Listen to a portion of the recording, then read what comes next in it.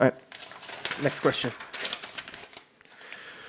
Jocko, is Buds the right filter for the kind of people you want in the SEAL teams? Does it filter out good people and let in the bad? So Buds is the basic underwater demolition and SEAL training, and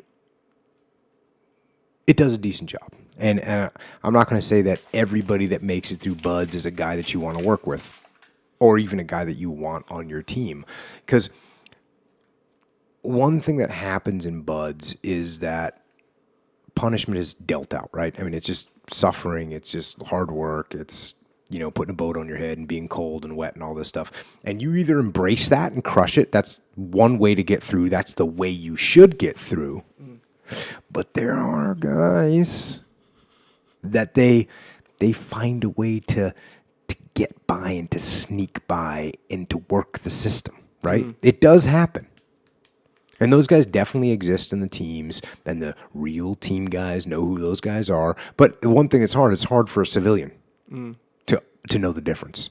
Because to a civilian, a SEAL is a SEAL. If you have your trident, you're a SEAL, you must be a badass. So what is it like, kind of like when your coach is saying, okay, everybody push-ups for, 60 seconds, and he's looking around, and when you see he's not looking at you, you just kind of cruise. There's all kinds of guys. There's all kinds of little corners that you can cut. There's things you can get away with. And the weird thing about Buds is, and I think Leif talked about this when he was on the podcast, is, or maybe he didn't, maybe we just had it in conversations, but you have a mentality when you're going through Buds is that you're a team and you're trying to help everyone get through.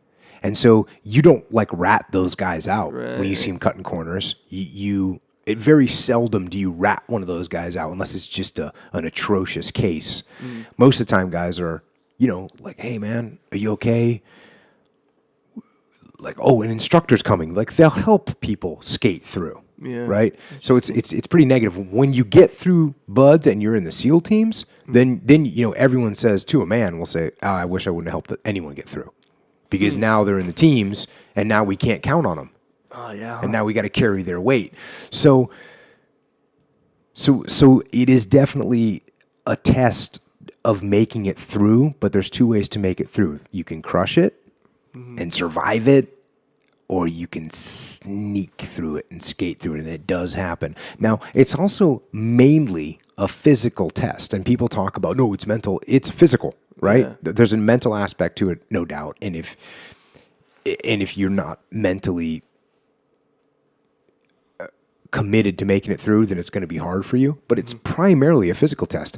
And physicality is actually a small part of being a SEAL. Now, of course, it's like a baseline factor. I mean, it is a factor. As a SEAL, you got to be able to do the job physically. But that's the baseline, right? And being a good athlete does definitely not automatically make someone a great SEAL, because there's guys that go through Buds that are studs physically. And we get the SEAL teams, they're not good. They're not good SEALs.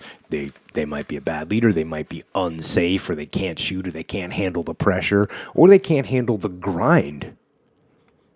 Because you get a guy that's an elite level athlete, and guess what? He's used to elite level of food. He's used to elite level of treatment. He's used to an elite level of rest. And you get to the SEAL teams, and there's no elite food. There's no elite treatment. There's no elite rest. There's just grind.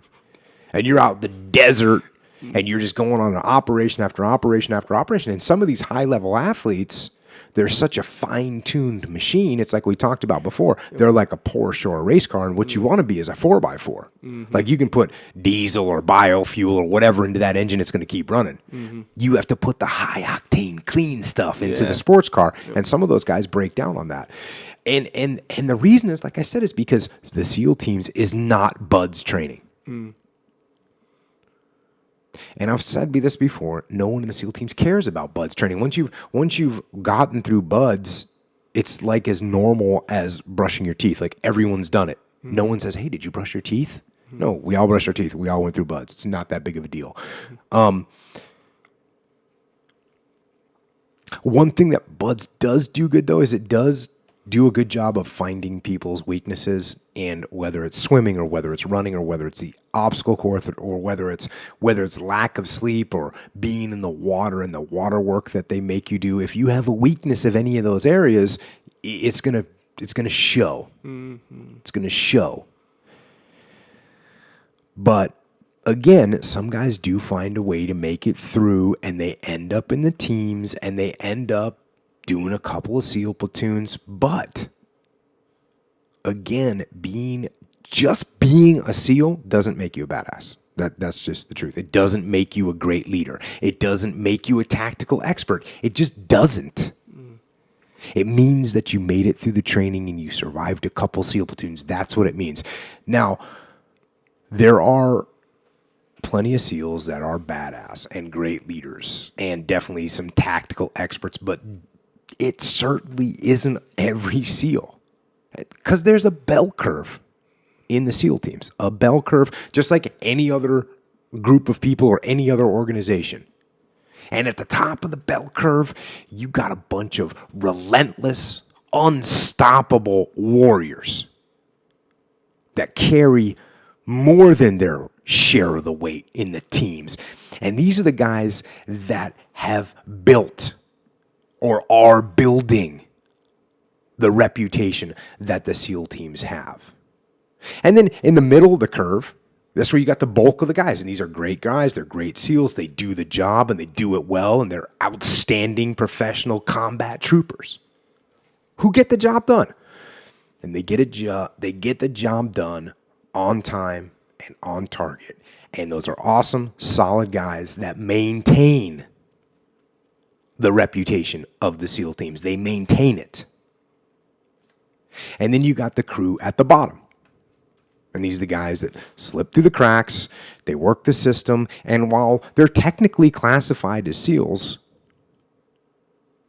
these aren't guys that are like respected by other guys in the SEAL teams. And quite honestly, these are usually the guys that talk the most and brag the most about being a SEAL. And these are the guys that they don't build the reputation or maintain the reputation of the SEAL teams. These are the guys that live off the reputation of the SEAL teams. When, in all likelihood, they probably haven't contributed anything themselves to that reputation. Leeches. But that is what it is.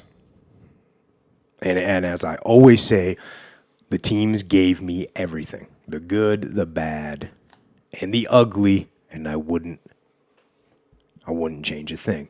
I love the SEAL teams. The Frogman.